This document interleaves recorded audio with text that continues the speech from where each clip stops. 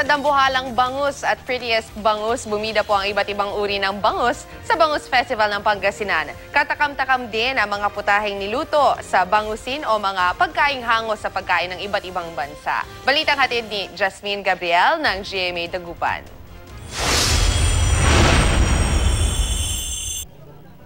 Slowly but surely, ang diskarte ng mga kalahok sa fastest bangus classifier contest.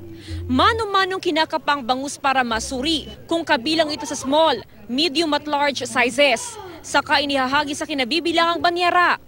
Bahagi ang patimpalak ng Bangus Rodeo ng Bangus Festival sa Dagupan City ngayong taon. Bilis ng kamay at bilis ng isip. Kasi? Saka experience. Inihelera rin ng mga dambuhalang bangus. 80.5 centimeters ang longest bangus, habang 5.6 kilograms naman ang heaviest.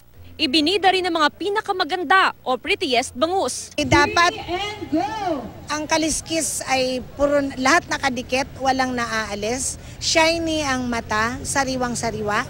Hindi lang mga Pilipino ang namanghasay pinagmamalaking dekalidad na bangus sa lungsod, kundi maging ang mga banyaga. Yes, it is. First time. Okay. I'm enjoying.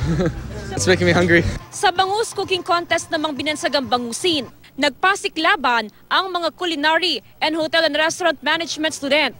Katakam-takam ang mga putahing niluto na hango sa pagkain ng iba't ibang bansa, gaya ng bangus nachos, bangus Mexican canapé at Vietnamese fish cake na sa itsura pa lang mabubusog ka na.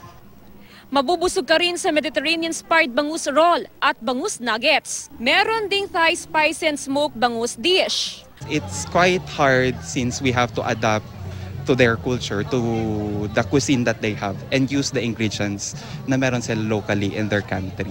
Para naman sa mga mahilig sa tinapay, bakit di tikman ng Spanish milkfish hopya? Yung mga activities na ganito na ginagamit as raw material, yung ating bangus, will greatly develop our opportunities and possibilities of marketing yung ating bangus talaga.